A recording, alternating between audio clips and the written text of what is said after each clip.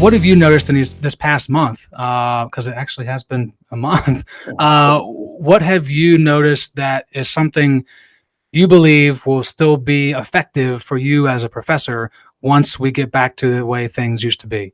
Yeah, that's a good question. I mean, just like you said, I've been trying to find the silver linings here and things that we could take away. And this situation has forced us to adapt how we teach, how we interact with students. And one thing that I'm really enjoying is meeting even virtually with students to answer questions like virtual office hours. I think it'll make it easier for us in the future to meet with students and to, instead of trying to coordinate a specific time, it's really easy just to hop on our phone or iPad or laptop and meet really quickly and address concerns or questions by students.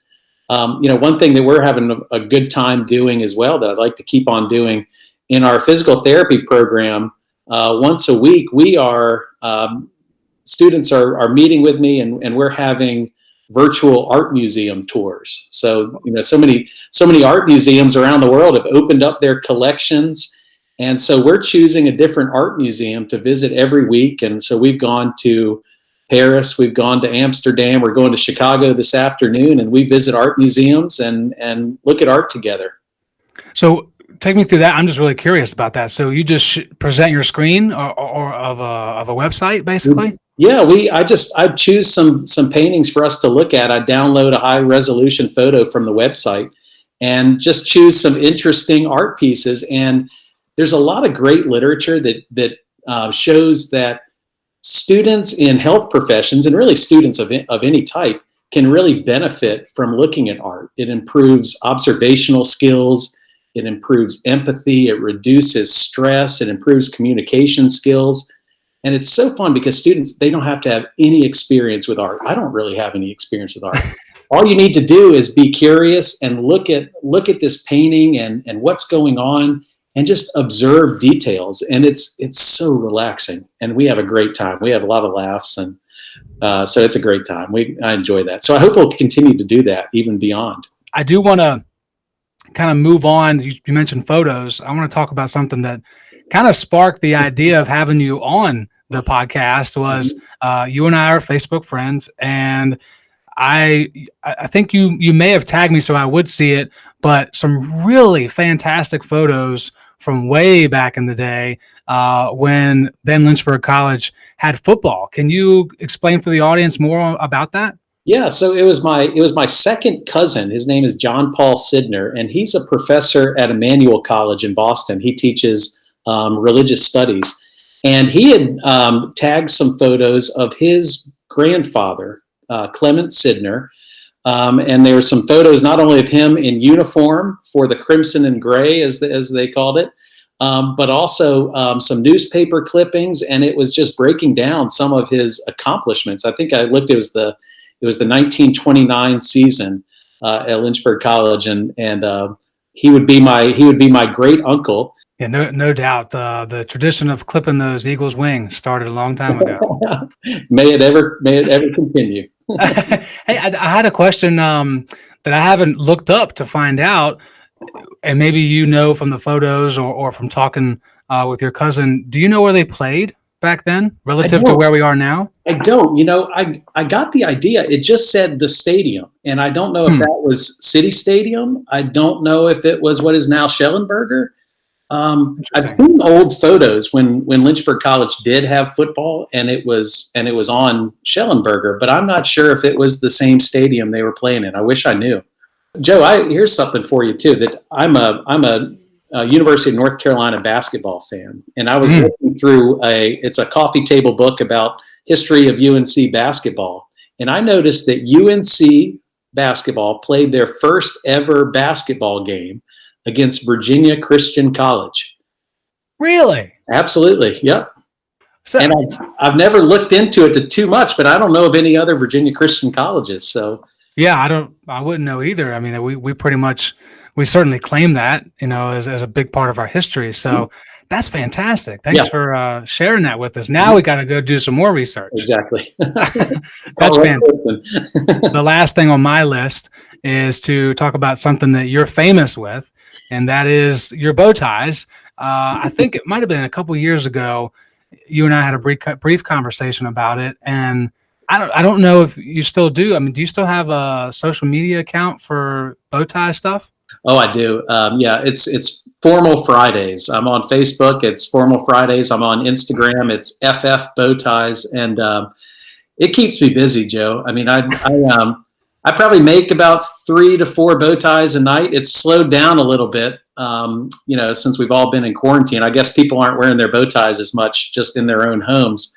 But I've shifted towards, sewing fabric face masks for people who need them now. But the bow ties, I mean, it's a great hobby. I love sewing, and it kind of relieves some stress for me. And I just turn on music, and it's just me and the sewing machine, and got something nice to look at in the end. But I make 3 to 4 a night, and I've sent them literally all over the world. It's pretty interesting.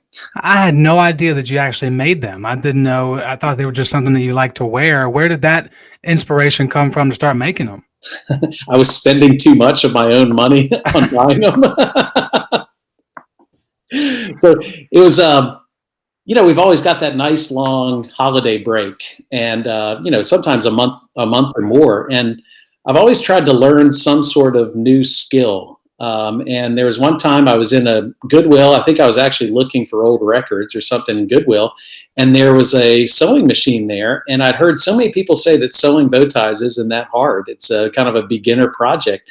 So I picked up this sewing machine for $10 or less and started sewing on that. And I've since gotten a newer sewing machine, but it was a low investment in trying to learn a new skill, and it turned into a passion. I just really enjoy creating in that way.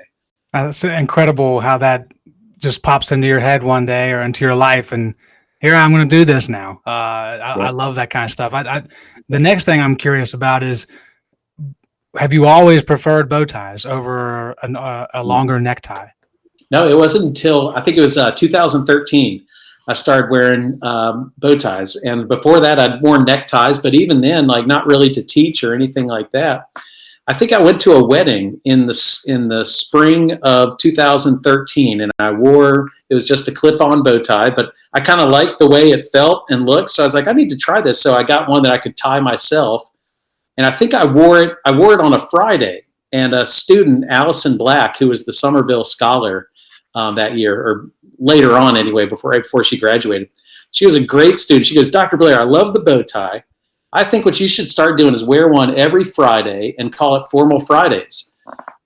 So I said, that sounds like a great idea. So I wore it the next Friday, and I liked that. And I said, I really like this. And so I wore one Monday, and I liked it, and then wore it Tuesday and liked it. So I don't think I haven't been without a bow tie to teach since the spring of 2013.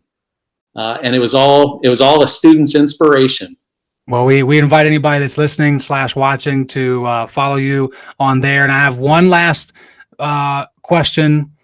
If you are talking to someone who doesn't wear bow ties, never has, aka me, except for weddings, when they provide you with, that's what you gotta wear.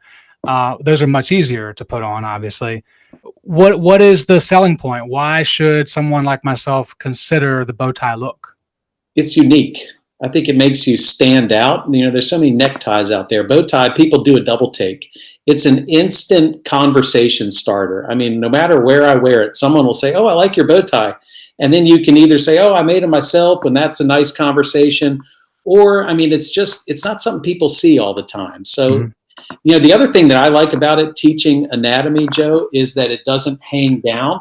Yeah. So if I'm working with students, dissecting or in the lab, I don't have to worry about it getting in the way in that regard too. But yeah, what I'll have to do sometime, we'll have to come back on the podcast. I'll get you a bow tie and we'll tie it together in video so you can learn how to tie it.